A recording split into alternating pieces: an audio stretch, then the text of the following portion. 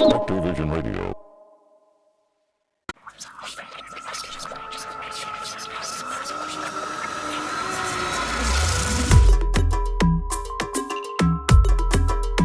Welcome to Caribbean Mystics Podcast, where we marry mysticism, superstition, and lore. I'm your host, Paulina. And I'm your host, Gabrielle, and we are your resident Caribbean Mystics. Join us today as we explore the depths of real supernatural stories told by real people located right in our very own backyard.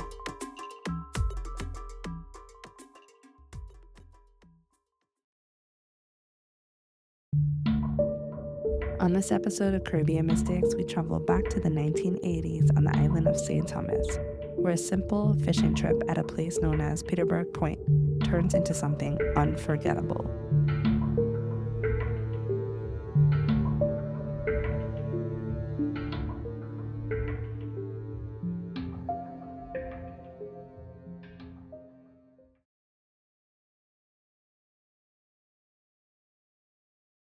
My name is John Euwema. I'm a Virgin Islander, and I am going to tell you a story that I had here in St. Thomas.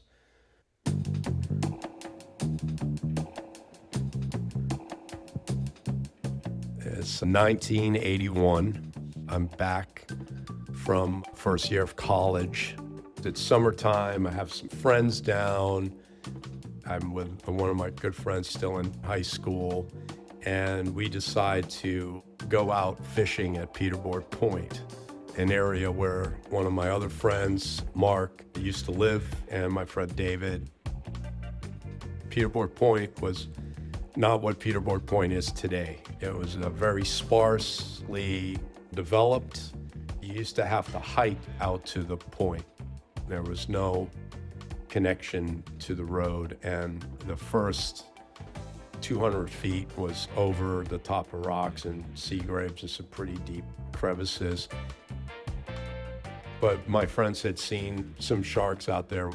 We decided to go fishing, trying to catch that shark. We brought some fish chunks and my dad's fishing gear. We had a cooler with a 6-pack, and we brought some rope just in case we had any mishaps or anything in terms of climbing out there, because we were all pretty familiar with hiking. We used to hike all the way out to the point and the pool. When the water is right, the pool is an amazing experience. Unfortunately, I've lost a lot of friends to that pool over the years. You have to be very careful.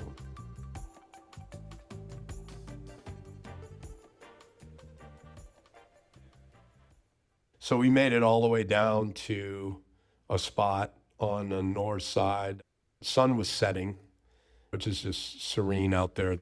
This big squall was just kind of floating through. It was just awesome, and the way the sun hit it and everything, it was pretty captivating.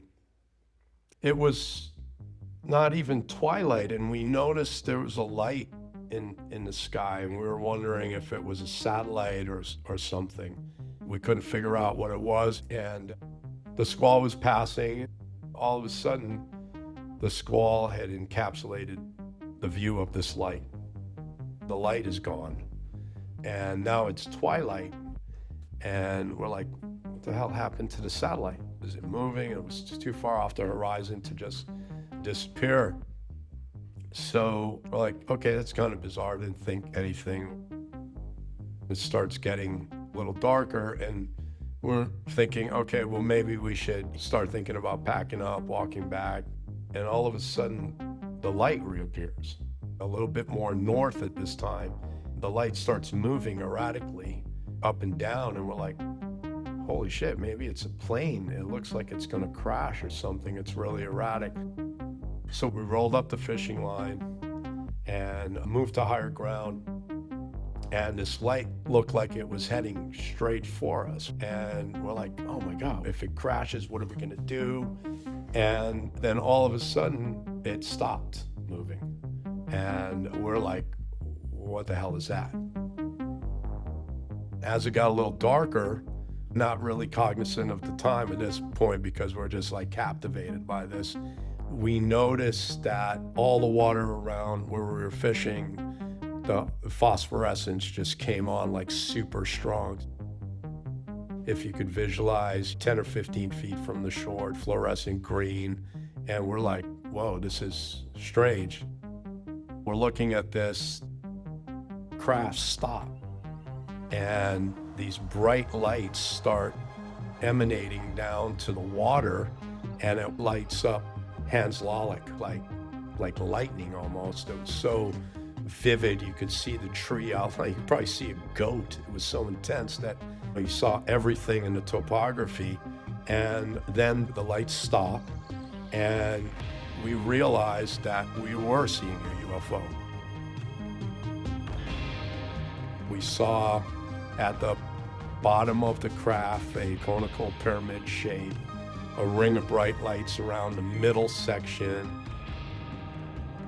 At this point, the craft starts moving again and starts going laterally behind Hans Lalick, and then shoots off above Tortola and just disappears. And we're like, holy shit.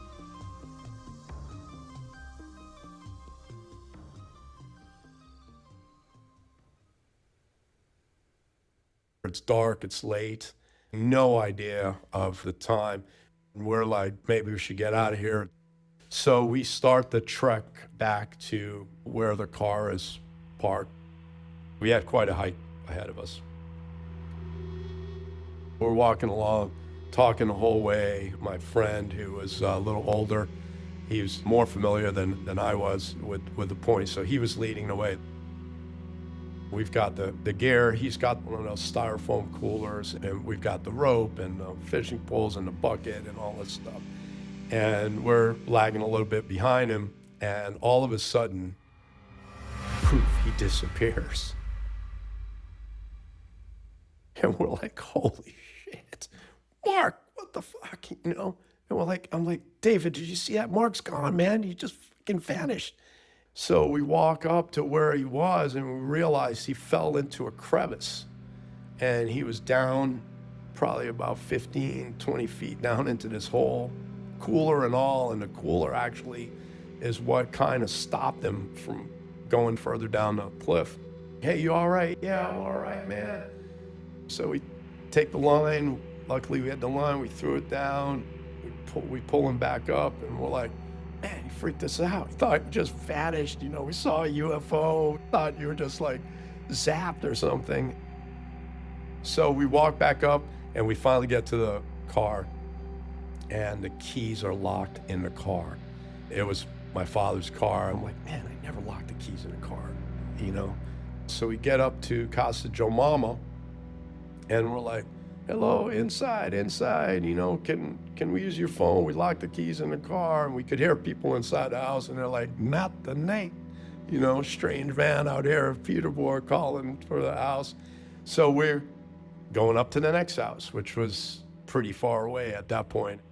We're gonna go knock on the door and see if we can call my dad to come out with his keys, and here comes a car speeding up. It's David's mom's boyfriend. Where the hell are you guys, man? You know, and like, hey, Mark fell in a hole. We had to get him, man. We're late, but I locked the keys in the car. We're gonna have to get a ride to my dad. Here we are thinking that it's maybe 7:30 or something, 8 o'clock at night. It's 12 o'clock at night. Your dad was gonna call the civil defense, man. He scared the shit out of us. Get in the car. So we get reprimanded and get scolded about how irresponsible we are as 18 and 20-year-olds. Get back to my house. I get the keys from my dad. He drives me out. My friends go home. They go their ways. And I get back out. I get in the truck. I follow my dad home. And it's probably 1 in the morning. I take a shower, and I'm just laying in bed. I'm going, what the hell did we just see?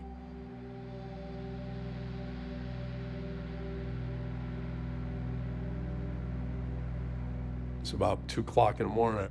All of a sudden, there was a sonic boom.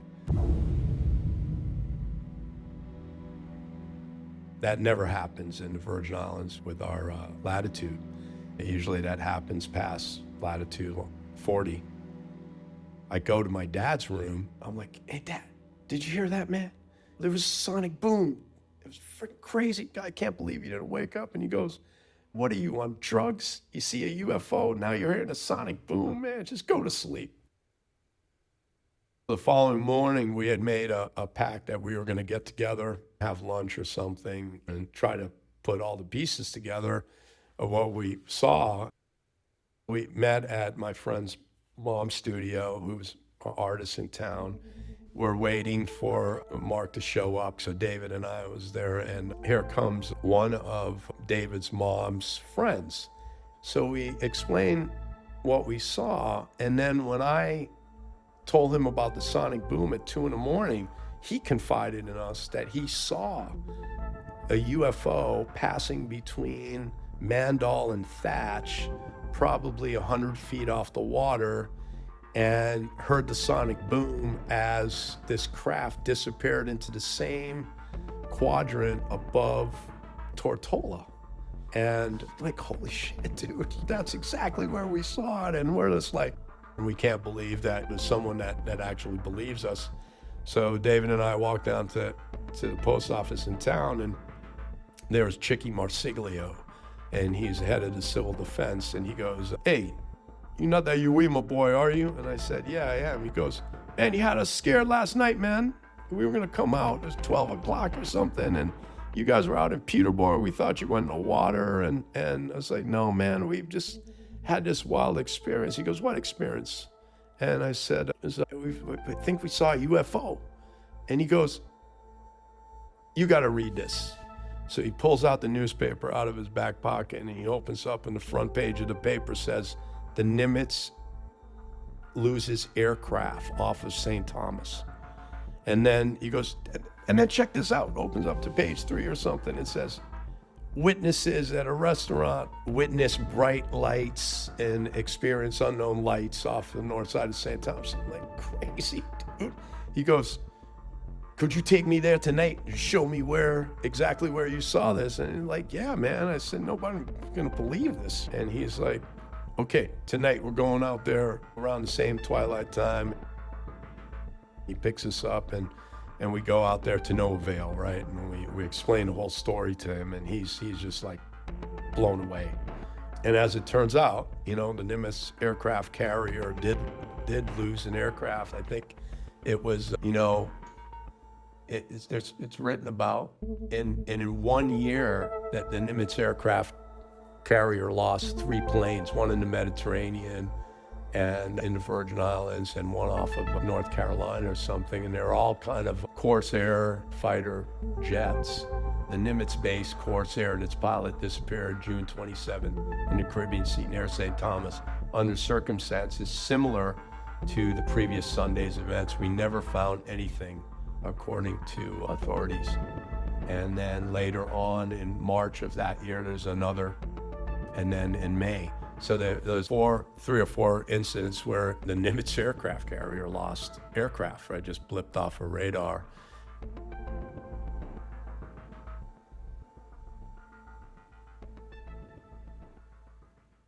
So life continues, we didn't really talk to anyone about it. And about a couple weeks later, we all got together again. It's summertime, party, hanging out.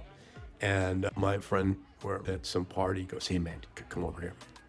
And I go, well, what's up, Mark? He goes, look, I gotta tell you, man, I had a weird experience like a week ago. And I got this mark on my leg, and I'm like, I got some scar on my leg, and I'm like wondering what the hell. I mean, we obviously lost track of time.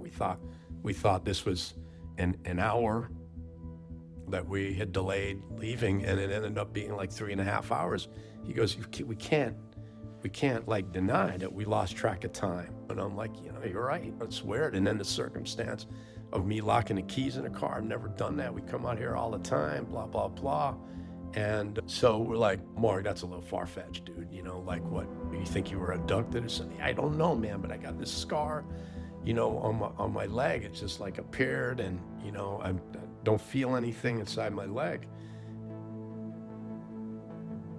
we get together the following Christmas. We're all hanging out, and my friend goes to me, "Hey man, I want to share something with you. Like I'm drawing these like spacecrafts and stuff, like in a semi-conscious state." And I said, "Dude, I'm doing the same thing, but I'm drawing these like characters, like cartoon characters or whatever. And this is the same elongated head, like almost the shape of the spacecraft character." And I'm just going, because dude, we can't tell anybody this. They're gonna think, we're wacky doodle dandy. And so later on in that Christmas break, one of my friends that knew about the experience, and he's like, "Hey, you got to tell my mom about this." And I'm like, "I'm not telling your mom about this. My dad thinks I'm on drugs, man. I don't want this to be out, And he goes, no, my mom had a very weird experience that she told me. And I told her about your experience, so could you just tell her?" So one night I'm sitting in their family home, and he makes me tell the story. She goes, "Well, I want to tell you something that I haven't told anyone because they're going to think I'm wacky doodle dandy." I was just sitting one night, a view of Hans Lollick. It was a beautiful moonlit night, and I was reading a book just by myself. And I just looked out at the serene view, and all of a sudden this spacecraft comes out of the water and just shoots up over Tortola and disappears. And I'm like, that's exactly where we saw this craft, and that's where the guy saw the sonic boom craft and everything. And it's just like, there's something going on above Tortola.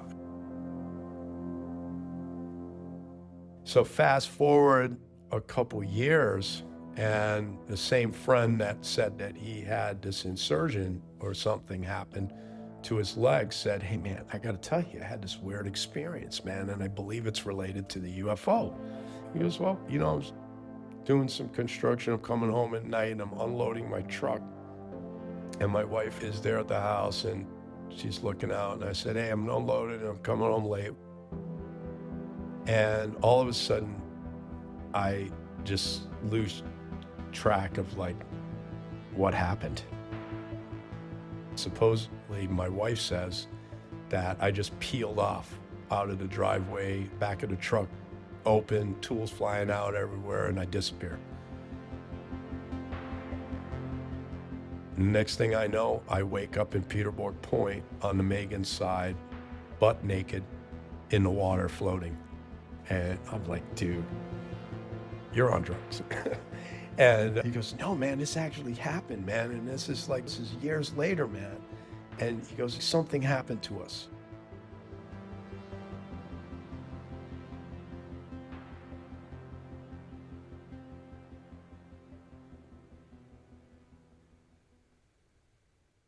Some years later, I had made friends with James E. Brewster, who's, famous scratch band musician and old school guy. And we were talking about fishing or something like that. And I said, "Well, man, do you fish anymore?" He goes, "Dude, I don't know what, I no more." And I said, "Why?" He goes, "We were fishing down west, and night we're hand lining and everything. And all of a sudden we see these lights in the water off in the distance. And we're like, what the hell is that?" And then all of a sudden the light starts coming to us. And we're like, what the hell is this? Like, is it some submarine? And all of a sudden the lights come under our boat, and it's this disc-shaped lights all around the ring of the thing. And we're like, "This ain't no submarine." I said, "Well, what did you do, man?" He goes, "We drop a hand line, and I had never been in the water since." And I'm like, "Crazy, James, because this is the story that I had, right?" The saga continues with all these various stories as we gain a little confidence and not being labeled as crazy. Umpteen years after our experience, I move out to Northside, which Serenity, we turn off the lights with the kids. We look at the sky. My son goes, "Pop, what's that star moving?" And, sure enough, it's a UFO we're seeing, moving. It's not a satellite, it's moving pretty quickly, and it disappears. Another time, we're doing it again, looking at stars and constellations, and we witnessed 6 UFOs in one evening, and 3 of them disappear over Tortola in the same quadrant. And I'm like, there it is. There's the mystical spot that nobody knows what is beyond. But I can guarantee you that we're not alone.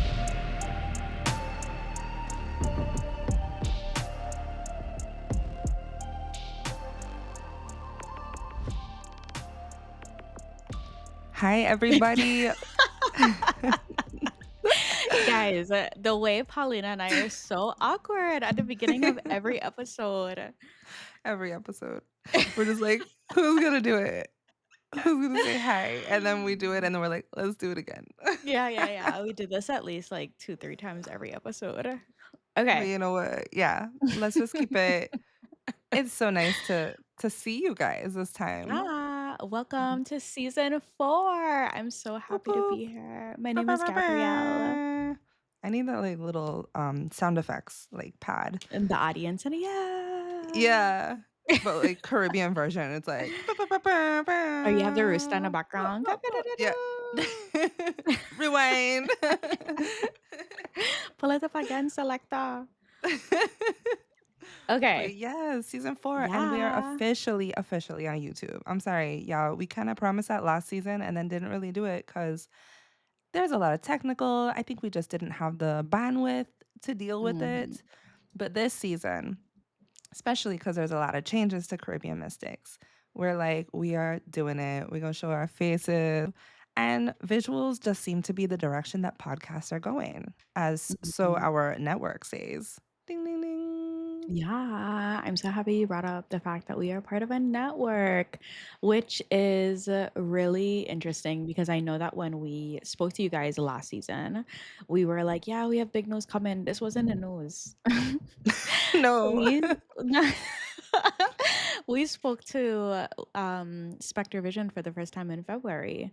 So this certainly was not the news, but it is such a unforeseen um gift, I think, for us because just a little bit about SpectreVision. They are a podcast network and they also make some feature films as well, and documentary style content, but they are a podcast network and they have just expanded their podcast portfolio.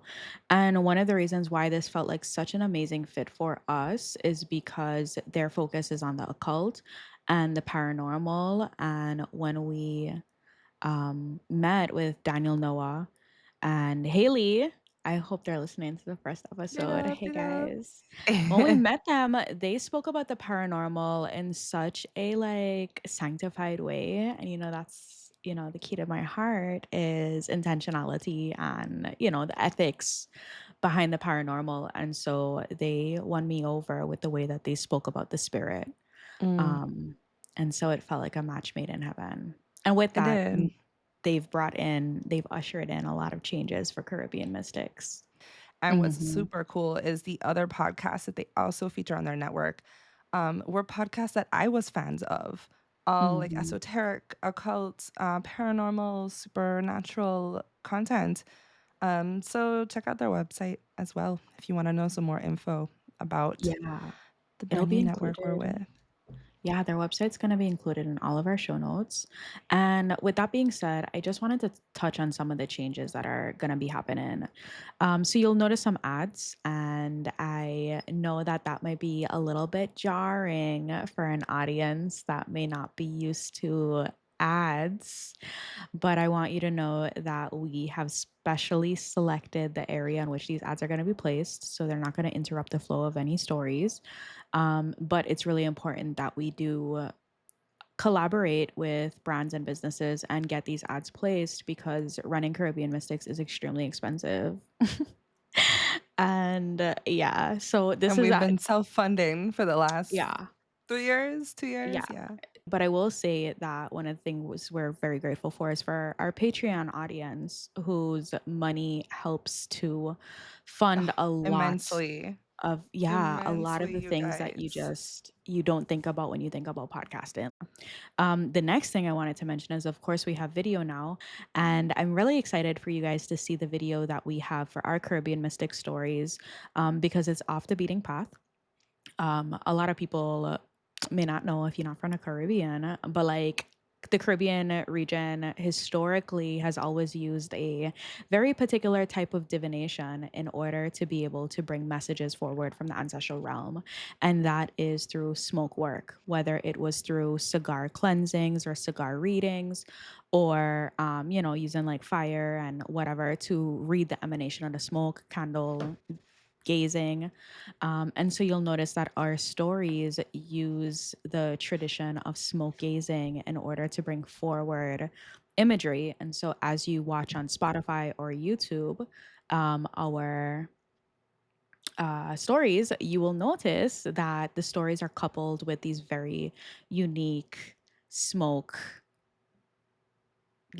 ting ting them. I don't know. I don't know, like smoke imagery, that comes forward that's intended for you as the listener, if you so desire, to use that as an opportunity to draw the imagery from the smoke and see how it coalesces with the story that's being told. Yeah, I thought it was such a great idea when she mentioned it, and I'm like, "Whoa, we could even do, like, other forms of divination with this," like, Yeah. even whether it's, like, water gazing, like Mhm. watching the waves crash. Everyone kinda Mhm. goes into that altered state. Yeah. But, speaking of altered states, we decided to post this as our first story because, one, it was so damn interesting and just so detailed. So We tried to are we tell ready to him. dive into it? Yeah, but tell him we've been trying to get a story for years. Have Like we? Paulina. You hunted down this story, I so d Yes, because so shout out to Rosa. Rosa is John's wife, and I feel like Rosa and Paulina had a conversation at one point about John coming on the podcast, because I remember you mentioned it to me, I and just then I was connected the just dots. That's who yeah, it is? Like, yeah. And okay. then and then I was just like, every time I would see John and Rosa, I'd be like, "John, what is going on?" And then Rosa would be like, "Don't worry, he's gonna come to the podcast. He just doesn't know it yet. We're gonna make time." And then he'd be like, "Yeah, yeah, yeah, we're She's gonna make great. time." Yeah, yeah, I yeah. love her. And he made time, and recording that story with John was like fantastic. He is a fantastic storyteller. We have Yeah. another story coming from him later this season. But Paulina, honestly, you were the one that put the bug in my ear initially, that like, hey, John Euwema has a story. I think my sister told me because my sister's good friends with Rosa, and then I I approached Rosa. You're right. This was like 2 years ago Yeah. when This is a when long I time first. coming. Isn't it weird to say we've been around that long and hopefully longer? And for our newcomers, like most of our stories are coming from our neighbors, friends, our community on island in the Virgin Islands. So we're just also excited to expand to other islands, Yeah. other countries, other places that all tie back to Caribbean-ness. Yeah. But yes, John's story, he's such an amazing storyteller. And he starts out by taking the setting and bringing us back to the 1980s in St. Thomas, Virgin Islands, where it takes place. And I don't know if you want to set the vibe, Gabby, of what the island was like back then. Well, according to the outlaws, the people in the Virgin Islands talk about the 80s like it was just a utopia. Like they'll tell you like Anything that. goes. Like, They'll tell you like that was like the best time of living in the Virgin Islands between the 60s and 80s. I can And see it that. seemed based off of their explanation that while there was, economic hardship, and there were a lot of changes moving through the Virgin Islands. And I think the broader Caribbean, to be honest, like you were seeing the tourism product that we have now starting to lay bare. And so Mm, when John tells his story, he's telling the story through the lens of a time in the Virgin Islands where the focus was on people versus possessions in a lot of way. And so when he talks about like going into town and he meet up with like Chiki, and he meet up with his friend them and his friend Mara, and there's just this like very community oriented vibe where like everybody know everybody, everybody's looking out for each other in some way, shape, or form. And that's just what it is. And so when you have a situation where three boys end up on a point in the middle of the night and their families are looking for them, yeah, like a lot of the island hears about that relatively quickly, and a lot of people start to talk because these things don't happen in the Virgin Islands at this point in time. Yeah, and speaking of the point that they met at, this is Peterborg Point. For those that don't know or are not familiar, it's with the Virgin Islands and Thomas. This is like the center northeast-ish side of the island, and it's literally this giant peninsula that overlooks Megan's Bay on one side and overlooks the BVI on the other. And it runs like maybe like 2 miles more or less. Hmm. Right now, there's like really high end villas and houses that are in that neighborhood that have taken over. But back then, back in the day, especially when the 80s that John's talking about, the point was kind of untouched. And it's this rocky ravines, cliffs edge, and huge waves crashing on the bottom. And it was just this area that people would flock to go fishing, to look at the beautiful view, to make out in their car, like Okay. kinda like a R.I.P. make-out point maybe? I don't know. No, I'm not saying nothing, okay? Okay. All right. But after a while, but it's also extremely dangerous because people would get too close to this beauty. They want to get closer to the ocean, closer to the rocks, unknowingly, um, underestimating the forces of the ocean because these big waves would come in. And I mean, you got pounds and pounds of water, mass water coming at you. So people are holding on to the rocks. This wave crashes too high and it sucks them down. And we have had Hmm. several deaths up unto today that have taken place at the point. So later in I think mid 2000s, they had ended up gating the point. They put a long chain link fence. You can park on the outside, but you can no longer walk to the rocks and the cliffs and where you would find this also amazing pool. It's pretty much this giant tide pool embedded in the rocks at Peterborg Point. And when the waves are calm and the tide is low and the tide pool is filled, you can swim in there. And it's just quite It's this like wonderful. amazing experience. It Yeah. really is.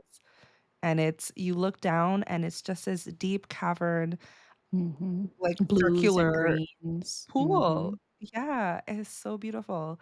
So, like, back in the day as, like, kids, we used to hang out there and stuff, and I even one time almost got dragged down, like, I I was taking pictures with my sister, and this huge wave came over me, and I'm just thinking like, "Oh, I'll be fine, it's just a little bit." But, man, you really underestimate the force of nature sometimes, and it started dragging me, and, I'm pretty sure, like, my toe broke, like, the side of my foot broke, because I couldn't, like, walk on it for years, it hurt. Yeah. That point is absolutely gorgeous. Some of the best sunsets. You know, For that's why real. it's the makeout spot. But in addition to how like special, that point is, that period of time, not just like in the Virgin Islands of it being a moment of like allegedly bliss, according to the elders, but it was also a time where like UFO activity was like rife. So it wasn't uncommon for people to have these experiences where they see strange lights in the sky, and in a lot of ways, some of it could be explained away because of the fact that there was like heavy military presence in the region at that point in time, especially specifically around like Saint, specifically around the Virgin Islands, so Saint Croix, Saint John, Saint Thomas, Water Island, and then Puerto Rico. And so there was like military bases, and there was like an underwater submarine base on St. Croix. And so military activity was very heavy and military testing. And so sometimes people will be like, oh, yeah, like I saw these strange lights in the sky. And sometimes it is the military doing testing around like atmospheric conditions. So there was like a point in time where they would release chemicals like barium and lithium clouds that glowed really weird into the night sky. And so some of the rise of UFO conversations around that time could be linked to some of the military activity that was happening. Not to mention, if you pay attention to what was happening in the United States, they started doing a lot of rocket launches. And because of the vast amounts of like energy and emissions that come from a rocket launch, we could see them in the Virgin Islands. And so for people who were like unsuspecting or unknowing, they would see a rocket launch and perceive that this was some sort of like otherworldly phenomena happening. So Mm. at this time, there's a lot of activity happening in this particular part of the archipelago. And he even mentions that at one point, right? Seeing the lights, he's like, I must have thought, like there's a squall coming in, and I must have thought it must have been an aircraft or something, because the aircraft carriers is on port today. And I just remember as a child visiting one of those like USS like aircraft carriers, and you can go inside and look at the landing strip on top of the boat. It was just insane. Nowadays, I Mhm. don't think they allow that anymore, but like I remember school field trips going on the aircraft carrier. And I always wondered like why are they here? Mhm. Like why us are this tiny little island, Well, uh, you you know? know, I know But why. oh yeah. Mhm. Well, there's actually some facts behind what John was talking about. Those reports he was talking about, he was saying there was a couple crashes around that time, Mhm. and throughout the story, everybody's correlating these lights and the sonic boom and what they heard that night. So I dug not even that deep, but I ended up on the USSR, the uscarriers.net, and they actually have historical references to every incident or accident that has ever happened that was reported in like chronological order, date order. So I actually found the exact date that he's talking about on a Mhm. report. And it says June 27th, which is the same date he said, 1981, an A7E Corsair 2 crashed into the Caribbean Sea around 1:30 a.m., about 50 miles northeast of St. Thomas, Virgin Islands. But it was just very cool to see that there was some actual like a paper trail to correlate with what he was saying and what the report was saying. And Yeah. he was also saying there was three other crashes. He got the dates a little mixed up, and I won't go into too much detail about it because it's not too relevant to our story. But yeah. I think that one of the reasons why I find this UFO story, to be really interesting is because of the corroboration. And it's actually why I feel like it was, the story to launch this season with, because you don't often get a story where multiple people corroborated.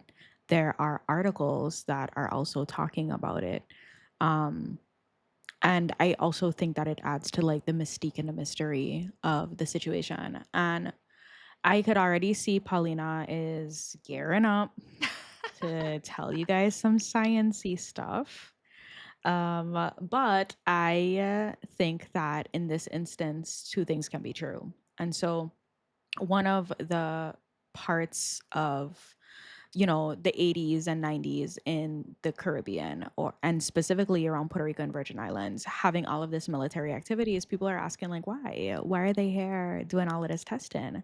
Some people even infer that in that instance where the military started like messing around with atmospheric conditions and putting chemicals into the air that would create these like glowing clouds, some people thought that maybe that was creating the uptick of UFO activity because they were also interested in what was going on in our atmosphere.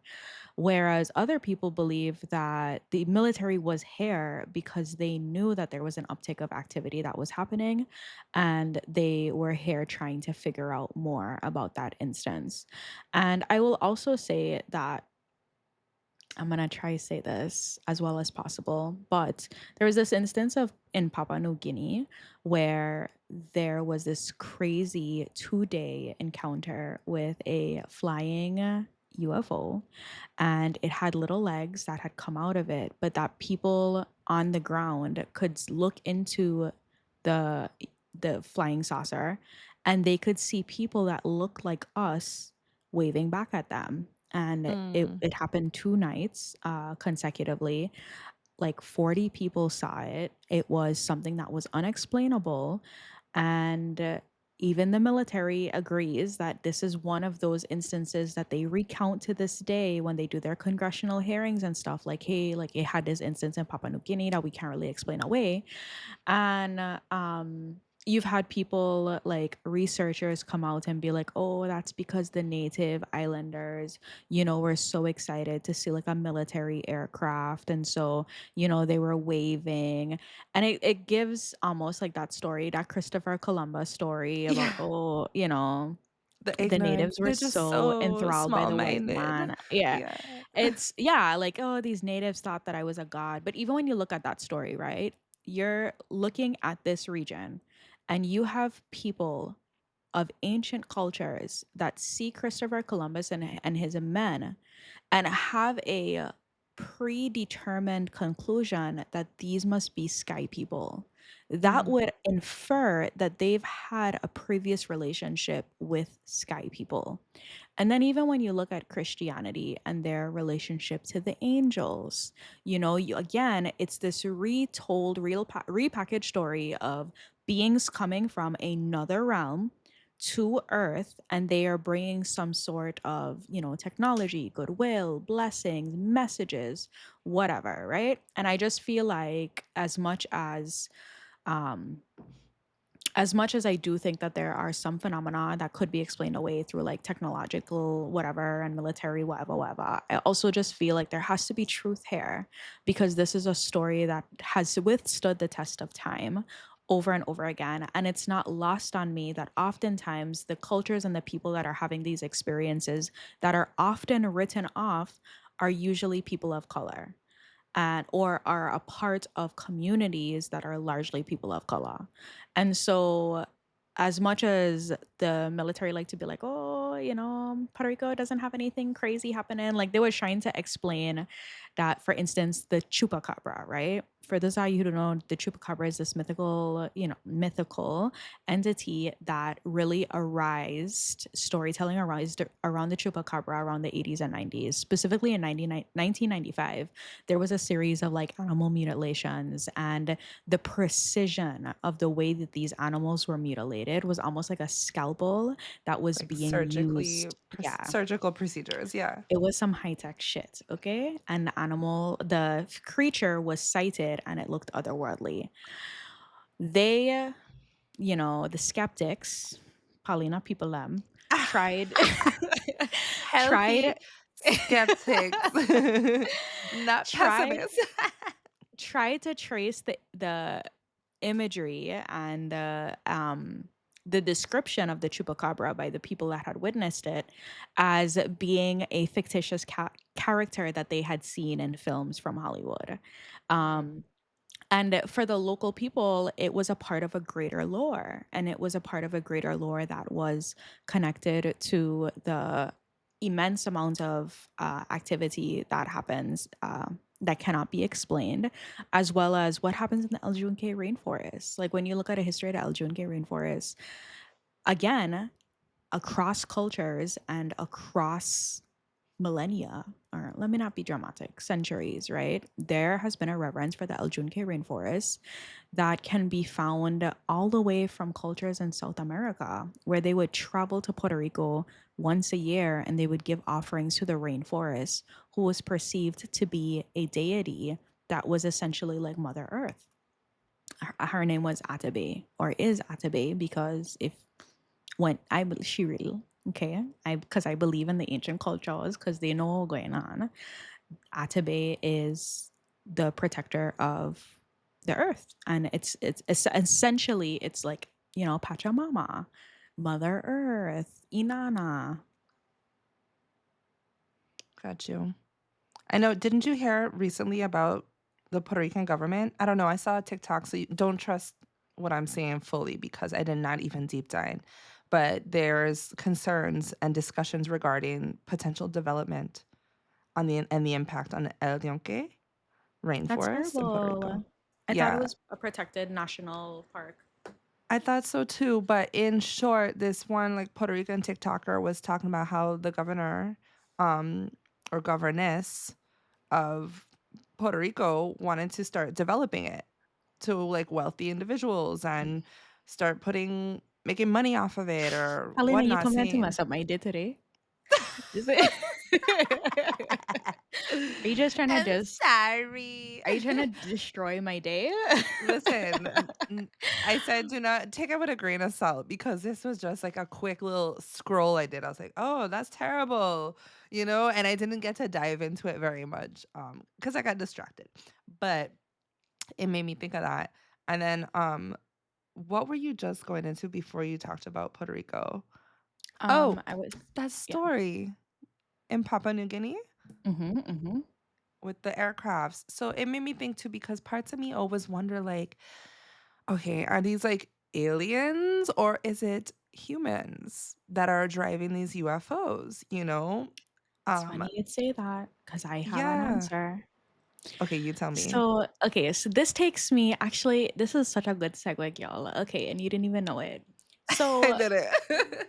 it's funny you should ask that because a lot of people who have had close encounters with extraterrestrials, um, or otherwise have been abducted, say that in a lot of instances, the creatures or the beings that abduct them are beings that look very human like, but it's almost like uncanny valley, where you're looking at Mm, something that you're like, oh, you look like a human, but there's something about me that feels uncomfortable about your humanness because it doesn't feel like my humanness.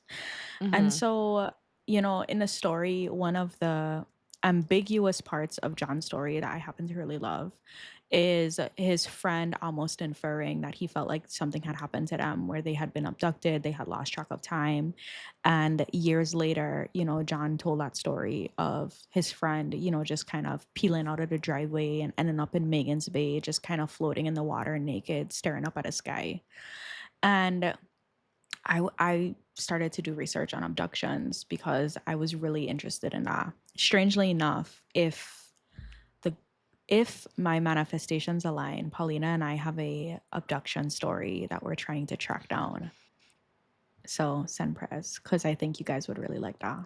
But so abduction claimants report that okay, for people who have studied abductions, because it's a really interesting phenomena, um, abductions show up in different ways. And while there are differences to everybody's abduction stories, there are key elements that tend to remain that string the stories together across cultures, races, socioeconomic, And disparity, time. distances Mhm. and time, right? And so there are different stages of abduction. There is capture, examination, and then, of course, the return.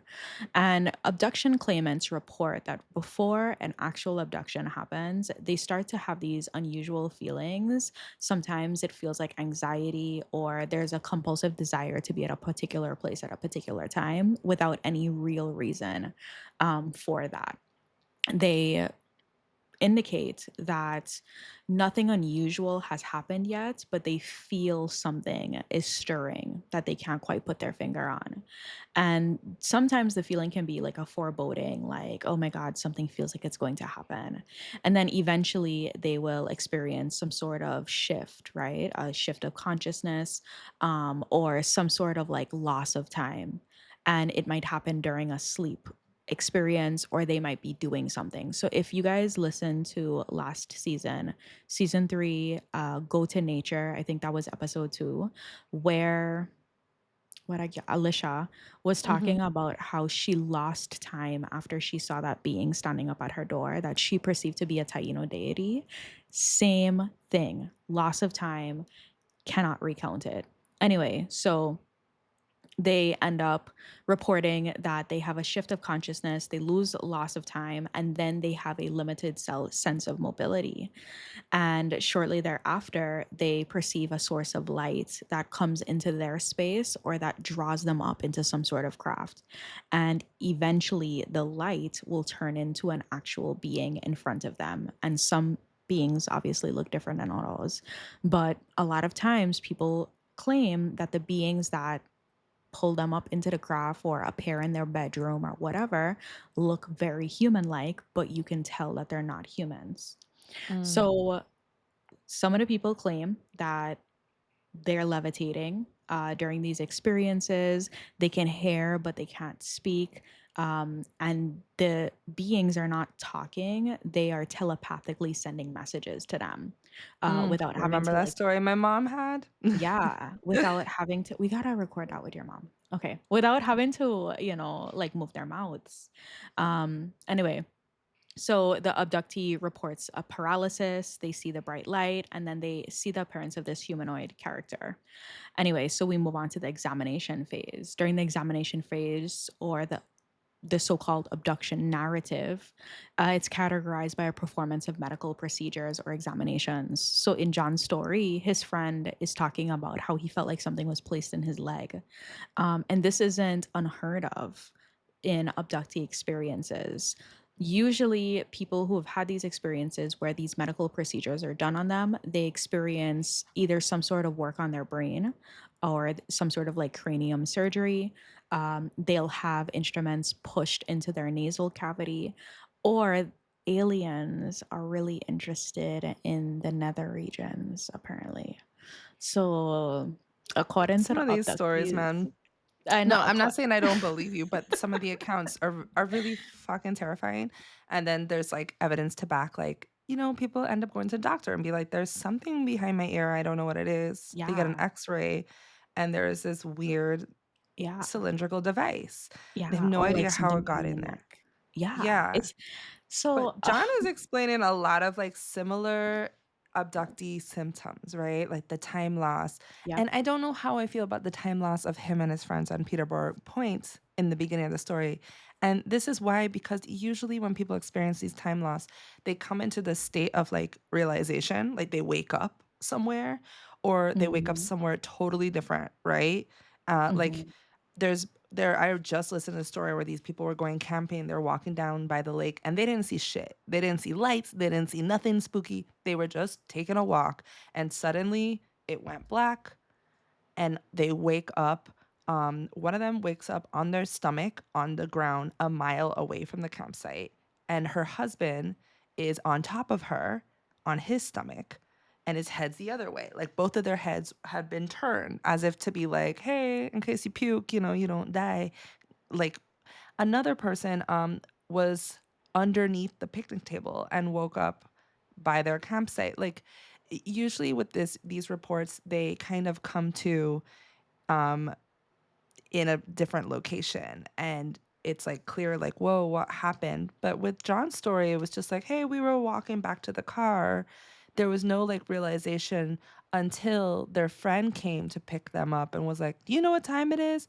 So I feel a Mm-hmm. little suspect about that because I'm like it's easy to lose time when your friend fell in a crevasse, like when your friend fell in a ravine and you're trying to get him out and maybe you've been drinking. So that one's a little hard for me to kind of like, fully believe, I guess. And Well, then, okay, what were you gonna say? before you move forward with that, I think another part of the story where his friend, like goes out the driveway, loses track of time, ends up naked in like Megan's Yes, Bay. So when it, compelled. yeah, and so I think that that's a really interesting development in a story. And I hear you when you talk about the loss of time. When I am referring to the loss of time personally, I'm referring to the friend. I think that Mm. the way that you've surmised the story as it relates to them and the friend fell down in the ravine and this, that, and that, I think okay, you could get away with that. I'll let you have that skeptic. But when it comes to the friend who like goes into some sort of Waking like up naked? other like consciousness and then like Yeah. end up in Megan's Bay naked. And the naked part really was interesting to me because according to the people that is be abducted, one of the highlights for the extraterrestrials is they like to like focus on reproductive biology. So they'll do like different, exams on parts, or sometimes they will have physical relations with the abductees. And then because there seems to be like a general like curiosity around um reproduction Oh yeah. between the alien and humans. And so when John's friend ends up naked in Megan's Bay faced up, like, I just think that there is something to his story. And then he's also the same friend years before talking about, hey, I've been drawing these entities, hey, I've been drawing these crafts, I feel like something was put in my leg. And I say Yeah. that to say I'm taking us someplace, and I'm gonna finish up my monologue. One of the things that I learned when I was doing the research on people that are abducted is I wanted to know why certain people would have these experiences. And one of the reasons they gave is because there is some sort of thread within the bloodline. So sometimes parents who've experienced abductions will have children or grandparents who've also had those experiences. So there's that. And then there's another group of people who feel like they have been watched for a very long time from since they were children. They have been surveilled by these extraterrestrials, and the extraterrestrials pick a particular time in that person's life and not a particular moment to have this experience. So I don't think it was about John, actually. I think it was his friend. His And I friend. think John was collateral damage. Oh, that is really interesting. And I was so gonna touch on the hey, years later he experienced more and more and more because I've heard just like people that tend to have these alien encounters have them repeatedly over time and then it's passed Mhm. on to their children. And if you look at it from like a scientific perspective, like if you're a scientist, you're studying these the migration of like stingrays or something, you're going to be following them, you're going to be following their children, you're going to be following the generations that go by. Same with like sea turtles or something. You want to see like their movement, why they're going to this particular place. I imagine that it's the same kind of thing that goes through their minds of whatever they're testing on people or studying Mhm. about people. So this friend very well might be one of those test subjects. Um, where was I going with this? My so I have a weird story, but my tattoo artist actually was the first person that um, made me realize, like, holy shit, like this goes deeper. I Okay. was like getting my sleeve done, and you're sitting there for a long periods of time. You start talking about random shit, and me, of course, being part of the weird girl club, I bring up paranormal shit. So she's like, "Oh yeah, I've seen some stuff." My grandmother, and she was talking about how like her mother had experiences with like aliens following her in the skies and stuff. And they would come into her life in and out. Sometimes there would be years where she wouldn't see anything, but she look out her window and sure enough, there's a UFO following the car that Mhm. she's driving. It wasn't until years later when she was pregnant with her daughter, my tattoo artist, that she was being monitored again. Like it was heightened. And which makes sense, right? She's pregnant now. Like there's massive changes going on with her biology and chemistry. Like, why wouldn't you want to study the stingrays that are pregnant or the sea turtles that are about to like lay their eggs? You know what I mean? Um, and she said through her life, the same thing started happening to her now. It just kind of became this hereditary monitoring of said aliens. And so maybe there's something to John's friend. But the thing that kind of I just can't really wrap my head around is that reports of UFOs, they don't have a sonic boom. That's inherently a human design flaw, maybe, because UFOs are advanced ships. They are so advanced, and it's been repeatedly said that UFOs do not break the sound barrier. They manage to go at the speed of light, faster than the speed of light, faster than the speed of sound, and without creating a sonic boom. And this is suggestion to their advanced propulsionary systems that humans, we just haven't figured out quite yet. Or have we? It's just not public knowledge. But so that's the Mhm. only thing that makes me think like maybe this was the US carrier aircraft that crashed that night. Because then that's the Or other thing. So is this just a cover up? Was that or report maybe go there's no ahead. correlation. Like, maybe it's two different They things that happened just at the same happened. time? Yeah, well, not it didn't even happen at the same time. When he heard the sonic boom, he had to roll into bed. So this was hours after Oh, his that's UFO true. experience. So it's Mm, just like, I think that it's quite possible, or, you know, or okay. maybe what they saw in the sky crashed the airplane. Because one of the Ooh, things, that's a good one. Well, you it was know, around 1. The crash happened around 1:30.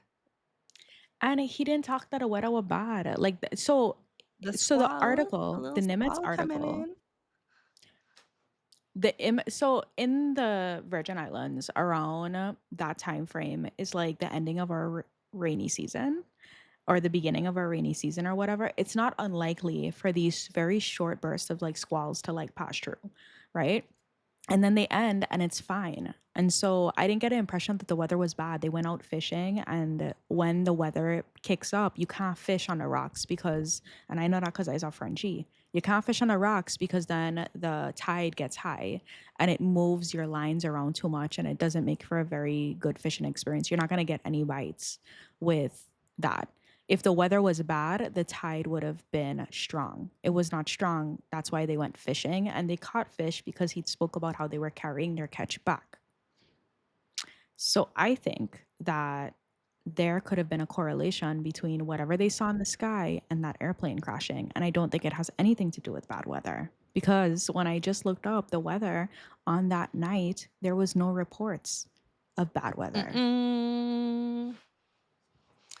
Ah, man, I don't know. I feel like it's a game of cat and mouse because there's I also a agree. history of the government utilizing UFOs and aliens to hide secret projects. And goes back all the way to the Cold War. They even have a name for it. It was called, where is it? There's also a history of the government using secret projects to hide UFOs. That's the thing is you know Oh what? yeah, it goes You know back what, and like, forth. It's a irritates mind me with the fuck. government is they'll take taxpayers' dollars and they will use it to fund all of these little, like, frivolous experiments, but then they don't wanna tell the people that paid them that paid the money what it was doing with the money, and I just think that that's a little icky to me. And I understand that the Oh, of government needs to course. hold secrets and this, that, and the other, because like people would be in mass hysteria. But I also feel like it feels exploitative. Oh yeah, when they look at the budget, there's like a huge black hole Yeah. of money just funneling where they don't know where it's going. And it's going Yeah. towards like the CIA. But Mm-hmm. there's a name for it too. It's like miscellaneous. But Mm-hmm. nobody knows what it is and what it's funding. Yep. And I mean, of course, the government, the like president and stuff's not going to know. He's a temporary employee. He's only Mm-hmm. in office for 4 years. The people that are really running this country have been like at it for years. They're not I coming in for agree. 4 years in and out. That's just like the A puppet, right? figurehead.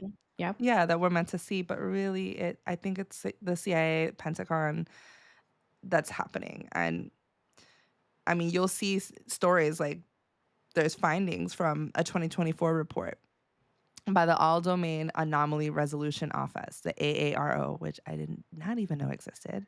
And it was created in 2022 to sift through decades of military records and claims of unidentified aerial phenomenon. While the office was originally intended to investigate possible ET sightings, much of what it uncovered pointed back at the government itself. And according to the report, several UFO legends were intentionally stoked to mislead the public and foreign adversaries about advanced weapons programs. And an example of this use of fabricated photos and stories placed in local communities near sensitive testing sites like Area 51. And the Air Mm. Force Colonel's fake UFO photos helped launch decades of speculation around around Area 51. Um, so they call it a sort of like alien camouflage. And I'm not disregarding that there's no such thing as aliens and real UFOs from alien technology, but I'm just saying like they're good at this game and it's such They a are. mind fuck, dude. They're like, "Oh, it is aliens," but really Yeah. it's whatever shit they're diving into. Mm-hmm. The narrative is designed to deflect attention and to confuse you. So, I agree with that completely. And I think actually that's um the perfect way to even like surmise the entire episode is while I feel like we could have debates on both sides. One of the reasons why I think this story is so special is because there is so much ambiguity. And I really like that. I like the ambiguity. I like it mixed in with some of I the little, don't. I I like need it. answers. I sometimes the answer, the truth more scarier than the theory. That's true. That's true. Um, but yeah, this guys, Paulina, this was a good little discussion. I like this. Oh yeah. It's a good way to kick off the season. I had time today to like deep dive into it because I was just like really listening. I'm like, I hate, not saying I hate more is coming in to record an episode and not be prepared. Yeah. Um, because it makes for like a shit conversation. Like I, Yeah. I went to like research and it's interesting, but hopefully this season we get some more diversity because we have been getting just an exponential amount of UFO alien related stories. And I don't know, maybe that's what this season is about, It's a cosmic season. Yeah. That's facts. And so if anybody has a story, and we wouldn't mind if you come with your UFO stories. If anybody has a story, like I said, we have to post. We are giving you our word. We are posting every single week for a full year. Um, and so if you have any stories, reach out to us. Also, I just wanted to give a little disclaimer that Paulina and I are trying something new this season where we have specific episodes that are not led by a storyteller, but that are led by us who are relaying a story. And in the middle of relaying the story, we are having the discussion. And so we'd love feedback on a lot of the new changes that we have because it'll help us to guide where we move going forward. And join our Patreon if you want ad free episodes and early release episodes because we have that coming. Check out our YouTube because that's going to be on and poppin'. I've already started posting older videos. And please send us fan mail. Let us know what you think because we've worked really, really hard on this.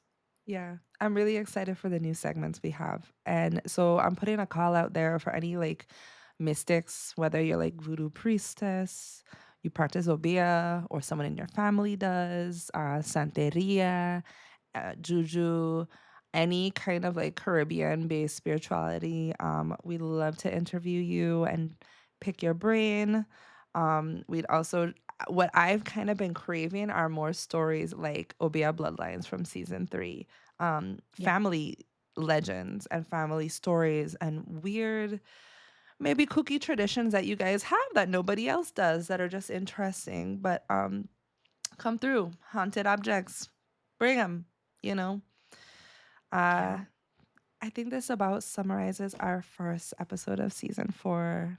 You guys, thanks for sticking around if you stuck around to listen to the conversation. And we'll be back again. Absolutely. We'll see you next week, same time, same place. And if you're on Patreon, we'll see you a little earlier than that. And Bye, if you're new, please like and guys. subscribe. Oh, We yeah, like and appreciate subscribe. If it. it's in a 5-star review, don't leave one. I know we have a good streak going. Don't fuck Yeah. it up for us, please. Yeah. Somebody gave us a 1 star, and I was like, "Yeah, you gotta be it." Let me tell you, right? Did they leave a I review? no, they left 1 star, and so when I saw that, I was like, "Oh, that's someone that was just being a petty whore," because, like, Or when they someone doesn't like accidentally did you, it. I've done that before. I've accidentally left 1 star what? because like my thumb slipped. Yeah, That actually makes I me feel better because I was like, "Wow, this feels like someone that hates my guts that would just do this arbitrarily." if they hate it, maybe. But if I feel like if they really hated it, really had something to say, Or they would maybe leave they're a maybe 2 or Christian. 3 and say Yeah. something or not. Yeah. And then I was like, maybe it's a Christian that don't like the, Yeah. Oh, that's a whole nother like subject I need to go into. But anyways, we can leave it at that. Yeah. You guys have a wonderful weekend Bye, and day. guys. Bye. Thank you for listening to Caribbean Mystics Podcast.